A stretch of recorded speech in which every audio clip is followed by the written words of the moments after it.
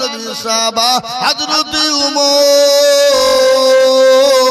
তিনি তো আমিরুল মুমিনিন, খলিফাতুল মুসলিমিন, তিনি তো অর্থ জাহানের মালিক। কিসের মালিক? অর্থ জাহানের খলিফা, অর্থ জাহানের মালিক তিনি। সুবহানাল্লাহ। আমাদের দেশে দুইটা, এই দুই বাবজি খালি মিম্বার হলে তার গরম দেখে কে? কি বুঝছেন আপনারা? বলুন, ঠিক বলছেন না ভুল বলছি? তিনি তো অর্থ পৃথিবীর খলিফা, মানে কোনো ঘৃণা নাই। তিনি একদিন রাত্রির বেলায় বেরিয়েছেন, কোনো রকম সিকিউরিটি নাই, কোনো বডিগার্ড নাই। আর আমাদের দেশের যদি মিম্বার হয়ে যায়, আমাদের দেশে যদি সভাপতি প্রধানমন্ত্রী হয়ে যায়, যদি এমএলএ এমপি হয়ে যায়, তার 8-10টা কিন্তু বডিগার্ড সিকিউরিটি থাকে। থাকে না? থাকে না? কথা কেন? তার ভয় আছে, লোকের কাটমনি মেরে খেয়েছে, মেরে দিবে বলে তার সিকিউরিটির প্রয়োজন হয়। ঠিক না বেটি? আল্লাহ নবীর সাহাবা, তিনি অর্থ পৃথিবীর খলিফা, অর্থ জাহানের মালিক, কোনো সিকিউরিটি নেই, কোনো বডিগার্ড নেই। তিনি রাত্রির বেলায় বেরিয়ে গেছেন।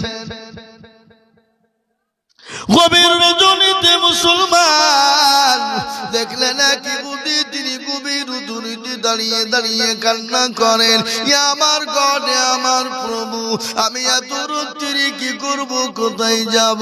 কিন্তু তার সঙ্গে ছিল বিবি, বিবির পেটে ছিল বাচ্চা, বিবিকে তাম্বুগিরি দিয়ে সাইডে রেখে দিয়েছে। তিনি চিন্তা করলেন, আমার গড, আমার প্রভু, আমি এত রাত্রি কোথায় পাবো, কোথায় কি করব? আমি আগুন কুড়ি লুকড়ি দাই কোথায় পাবো? হযরত উমর পৌঁছে গেলেন, ইহুদিকে গিয়ে বললেন, ভাই, এত রাত্রি তুমি একা একা এখানে কি করো? ইহুদি তো আপনার গরম হয়ে যায়, বলে আমি যেমন তাই হয়, ও পথে তুমি চলে যাও। হযরত উমর আবার জিজ্ঞাসা করে, ওই ইহুদি কিন্তু তো গরম হয়ে যায়। মনে মনে জানে এ তো চোর বা ডাকাত হতে পারে না, একে যত জোরে ধমক দিও তত নরম হয়ে যায়। আর চোর বা ডাকাত যদি রাত্রিরে আপনার বাড়ির পাদর দিয়ে যায়, যদি বলে কে যায়, বলে তোর বাপ যায়, এই বলবে না? বলবে না? বলবে না? তিনি বললেন, একে যত জোরে ধমক দিই তত নরম হয়ে যায়। তিনি বললেন, কে গো তুমি? আমি জানি না, আমি জাতিতে ইহুদি, আমি মদিনার বাইরের লোক, আমি 3 দিন ধরে অনাহারে আছি, বাড়িতে চুলো জ্বলে না, রাখা জ্বলে না, আমার সঙ্গে বিবি ছিল। আমি শুনলাম এই মদিনার সব থেকে বড় গভর্নর, যিনি অর্থ পৃথিবীর খলিফা, যিনি অর্থ জাহানের মালিক, আমি শুনলাম সে বড় মানুষ, তার কাছে যাচ্ছিলাম। ইতিমধ্যে আমার পেটে, বিবির পেটে ছিল বাচ্চা, প্রসব বেদনা উঠে যায়। আমি আমার বিবিকে তাম্বুর ভিতরে বসে রেখেছি। হযরত ওমর শুনলেন, শোনার সঙ্গে সঙ্গে তিনি বেরিয়ে গেলেন, বাড়িতে গিয়ে বললেন, বিবি, আব্দুল্লাহর মা। কার মা? আব্দুল্লাহর মা। আমরা বাড়িতে গিয়ে বলি না অমকের মা, তমকের মা বলি না? বলি না? জোরে বলুন, বলি কি বলি না? তিনি বললেন, আব্দুল্লাহর মা। আব্দুল্লাহর মা বলে যখন ডাক দিলেন, বলে, বিবি রে, তুমি কি জান্নাত খরিদ করতে চাও? বলে, চাই। তাহলে তোমাকে দায়ের কাজ করিতে হইবে। দাই বুঝেন? দাই বুঝেন? এই দাই বুঝেন না? দাই কাকে বলে? আগে যারা লাড়ি কাটতো তাদেরকে দায়, এখন তো দায়ের কোনো প্রয়োজন নাই। এখন বাবা পেটে যন্ত্রণা হতে দেরি, অমনি নিয়ে গিয়ে আপনার সিজার করতে দেরি না। ঠিক না বেটি? জোরে কর। কিন্তু শুনেলেন একটা কথা, মৌলবীর বাড়িতে কোনোদিন মৌলবী মিলাদ দেয় না, আর ডাক্তারের উপর কোনোদিন সিজার হয় না। মৌলবীর বাড়িতে মিলাদ হয় না? তা আপনি দেখেন, মৌলবীর বাড়িতে মিলাদ দেখেন। আছে মৌলবীর বাড়িতে মৌলবী মিলাদ দেয় না, আর ডাক্তারের বর্ষিজার কোনোদিন হয় না। ডাক্তার জানে কি খাওয়ালে নরম বাচ্চা হবে, আর মৌলবী জানে মিলাদ দিলে কি হবে। এই কথা বুঝতে পারলেন না? পারলেন না? আমি ওদিকে তিনটে কথা ছেড়ে রেখেছি জানেন তো, একটা বলেছি, দুটো এখনো বাকি আছে, মনে রাখেন, বলে দেবো। হযরত ওমর তিনি নিয়ে বিবিকে বললেন, বিবি রে, আজকে তোমাকে দায়ের কাজ করিতে হবে, বলে কোনো ঘৃণা নাই, বলে কোনো অহংকার নাই, মনে কোনো রকম তাকাব্বুর নাই। তিনি একজন অর্থ জাহানের মালিক, তার বিবি কি চারটে খালি কথা গো। আর আমাদের দেশের মিম্বার যদি হতে পারে তো অর্বর গরম দেখে কে? এই কথা কন ঠিক না বেঠি? হ্যাঁ, অর্বর গরম দেখে কে? মিম্বারের কোনো কাজ নাই। তার বউ যদি আপনার দিনে দুটো করে সোনার মালা চায়, তো মিম্বারকে গুড়ের টিন চুরি করা ছাড়া কোনো উপায় না। আমাদের দেশের নেতা মন্ত্রী এমএলএ মিম্বারদের বউগুলা শুধু ভাবছে মালা নেব, সোনা নেব, তাদের গুড়ের টিন আর কাঠমনি মারা ছাড়া তো কোনো উপায় নাই। কি বুঝেন আপনারা? এ মুসলমান দরদি আল্লাহ ওয়ালা শুনেলে, ও নবীর প্রেমিকেরা মানুষ করে শুনবে। হযরত ওমর বলল, বিবি রে, তোমাকে দায়ের কাজ করিতে হইবে। লড়ি কাপড় আগুন যা লাগে নিয়ে নিল। হযরত ওমর বলে, আসলাম, বাইতুল মালের দরজা খোলো। মালের দরজা খোলা হয়ে গেল। বস্তায় করে ময়দা গভীর যা প্রয়োজন নিয়ে নিলে। বলে, আসলাম, আমার বুঝন মাথায় উঠিয়ে দাও। আসলাম বলেন, ওগো আমিরুল মুমিনিন, খলিফাতুল মুসলিমিন, আমি আপনার গোলাম, আমি থাকতে কেন আপনি বুঝা নিজে মাথায় নেবে? তিনি কি নবীর আদর্শিত সাহাবা, কি নাম? হযরতে ওমর। এ মুসলমান স্বামী তিনি চলে গেলেন, বিবিকে তাম্বুর ভিতরে বললেন, বিবি চলে যাও। তিনি রাখা তৈরি করলেন, কাঁচা জুলু জ্বলে না, যত ফুদেই তত দোয়া বেরিয়ে যায়। কিছুক্ষণ পরে বিবি বললেন, আমিরুল মুমিনিন, খলিফাতুল মুসলিমিন, আপনি আপনার বন্ধুকে বলে দিন, আল্লাহ থেকে একটা পুত্র সন্তান দান করেছে। ইহুদি বুঝতে পারলেন, আরে ইনি তো সে আমিরুল মুমিনিন, খলিফাতুল মুসলিমিন, অর্থ জাহানের মালিক। আমি কত না তাকে ধমক দিয়েছি, গালি দিয়েছি।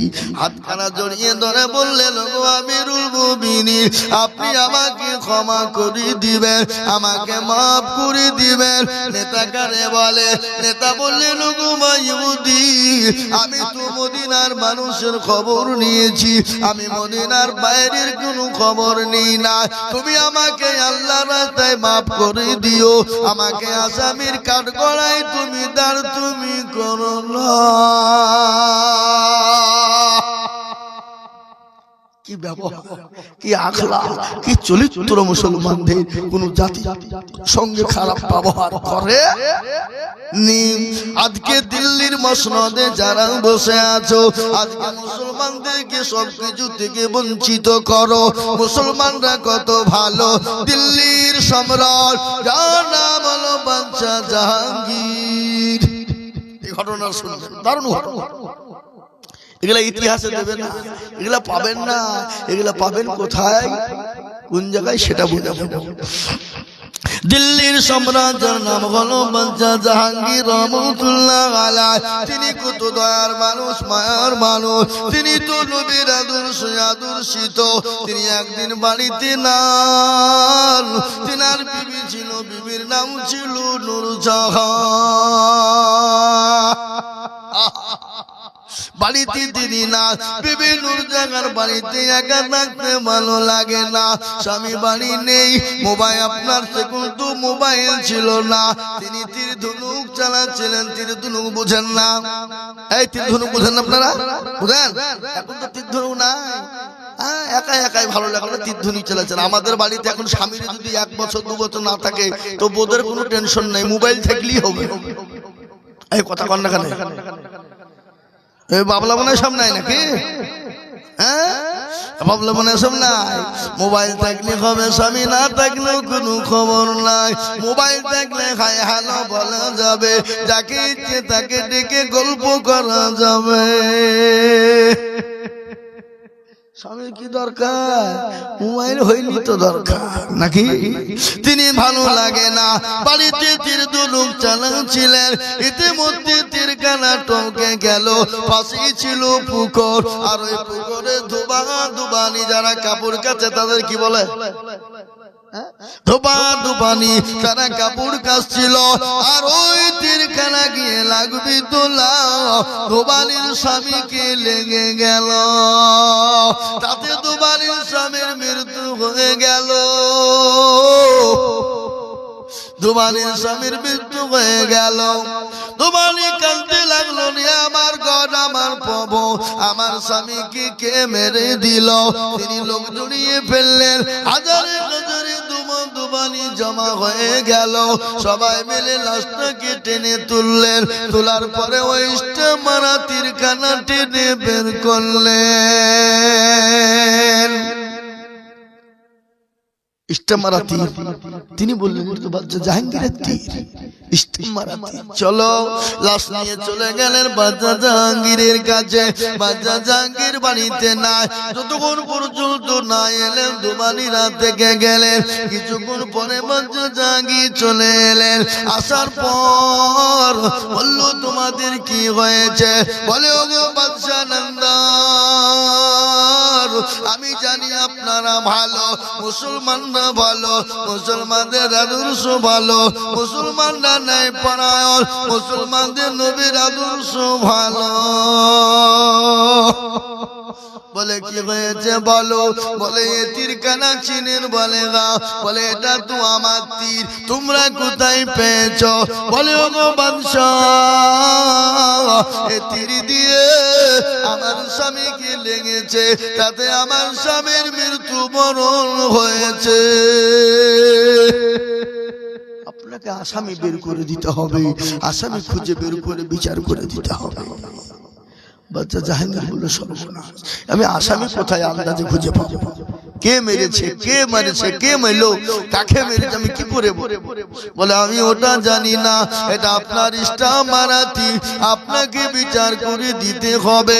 যদি বিচারটা সঠিক না পায়, জানবো মুসলমানরা ভালো না, মুসলমানদের আদর্শ ভালো না, মুসলমানদের নবীর আদর্শ ভালো না।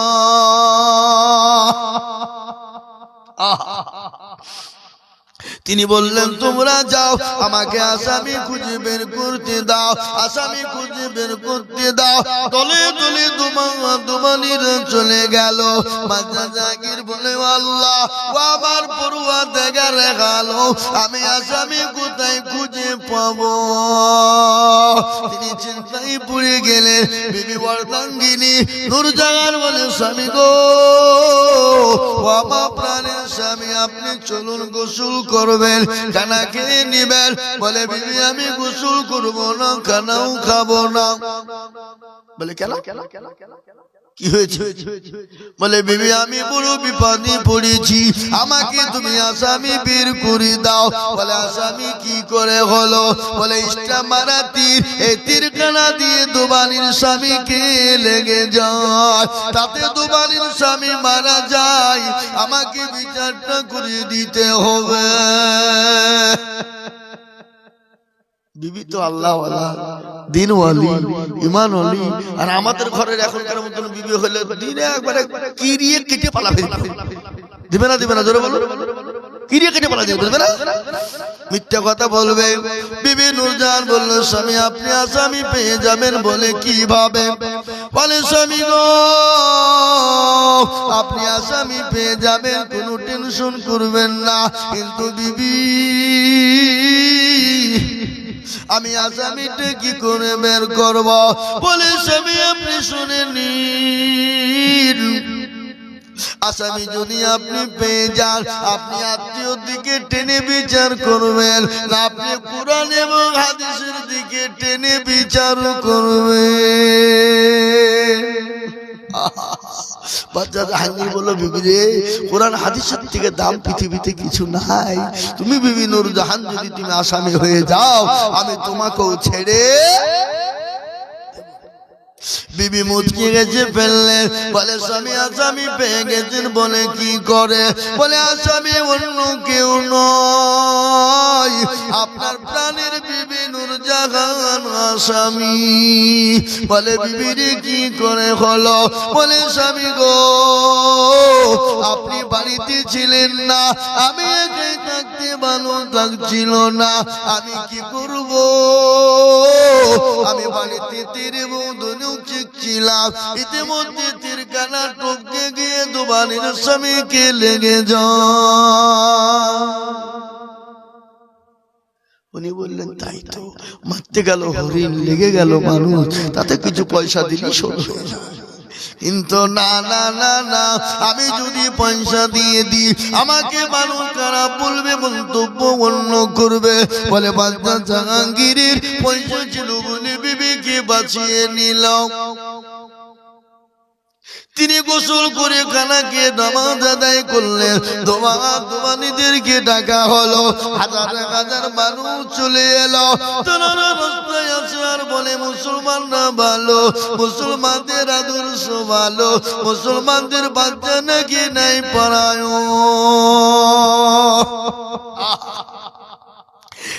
মুসলমান দরদি কান করে শুনে নিবেন, কান করে শুনে যান। আল্লাহু আকবার। বিবি নূরজাহানের স্বামী হযরত বাকি বাচ্চা জাহাঙ্গীর ওই তীরের ধনুকগুলা নিলে ফাঁকা চাটিয়াল ময়দানে চলে গেলে। ধোবানিরা হাজারে হাজারে মানুষ জমা হয়ে গেল। তারপরে বলে, ও ধোবানির বিবি, ও ধোবানি শোনো, তোমার স্বামীকে যে মেরে দিয়ে তোমার বুকে আগুন দাউ দাউ করে জ্বালিয়ে দিয়েছে, তুমি তার স্বামীকে মেরে দিয়ে তুমি তার বুকে তুমি আগুনটা জ্বালিয়ে দাও। এ বাবা, দেখবেন যে মেয়েদের স্বামী মারা যায়, তাদের মতো হতভাগা নিয়ে আর পৃথিবীর জমিনে কেউ না। বলে আসামিটাকে, বলে আসামিটা অন্য কেউ নয়, আসামিটা হলো আমার বিবি নূরজাহান। বলে তাই? বলে ঠিক আছে, ওই আপনি তীর ধনুকটা দিন। তীর ধনুকটা ওই দুবানির হাতে দেওয়া হলো। বাচ্চা জাহাঙ্গীর নিজের পোশাক খুলে ফেললেন, কাবা শরীফের দিকে মুখ করে হাঁটু গেড়ে তিনি বসলেন। বাচ্চা জাহাঙ্গীর হাঁটু গেড়ে যখন বসে গেলেন, ওই ধুবানি তীর এবং ধনুক কানায় আনলেন। আনার পরে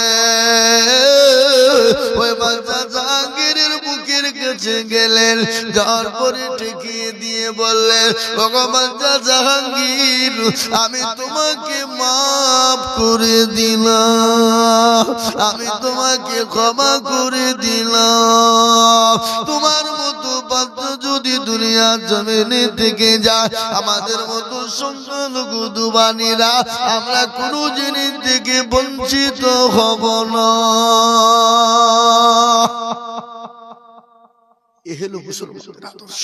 এটা ছিল মুসলমানদের কাজ। আর এখন দুনিয়ার জমিনে, ভারতের জমিনে বলে মুসলমানদের আদর্শ। আল্লাহু আকবার। সংখ্যালঘুদের অবস্থা কি? তারা চারিদিক থেকে বঞ্চিত, ঠিক না বেটি? জোরে বলুন।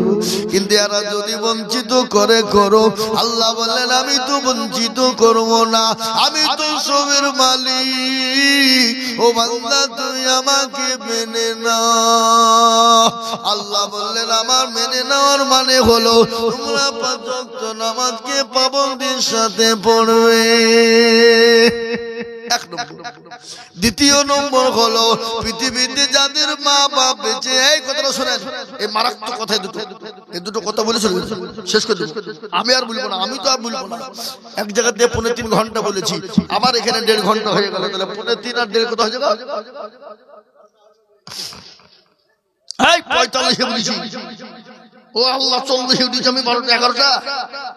হ্যাঁ, জি আমি আপনাদেরকে শুনিয়ে দিই 2 নম্বর হলো যাদের মা বাপ বেঁচে আছে কোনোদিন মা বাপের সঙ্গে খারাপ ব্যবহার করবেন না মা বাপকে গালি দিবেন না মা বাপের সঙ্গে খারাপ আচরণ করবেন না আল্লাহ কোরআনে বললেন কুল্লাহুমা কওলান কারীমা তুমি তোমার মা বাপকে মারা তো দূরের কথা গালি দেওয়া তো দূরের কথা তুমি তোমার মা বাপের সামনে শব্দটুকু করো না আজকে অনেকে মাকে মারে বাড়ি থেকে বের করে দেয় বাপকে খেতে দেয় না মাকে খেতে দেয় না বিবি পেয়ে তারা ভুলে যায় আছে না নাই জোরে বলুন বাবলা বোনাই নাই নাকি আচ্ছা মুসলমান বিবি পেলে বলে যায় ওই সুন্দরী বিবির প্রলোভনে পেরে তুমি তোমার মায়ের উপর হাত তোলো না তুমি তোমার বাপের উপর হাত তোলো না মা মরে গেলে মা পাওয়া যায় না বাপ মরে গেলে বাপ পাওয়া যায় না কিন্তু বউ মরে গেলে হাজারো বউ হাজির হয়ে যাবে হবে না এই কথা বলে না কেন সেদিন একজন বায়ান করছে বলে মা মরে গেলে মা পাওয়া যায় বাপ মরে গেলে বউ পাওয়া যায় কিন্তু বউ মরে গেলে বউ পাওয়া যায় না যে মা মরে গেলে বলে শুনে লাও কিছুদিন পরে আমার মা মারা গেল পাড়ার ওই মেয়েগুলো এসে বলে মরিব কাঁদিস না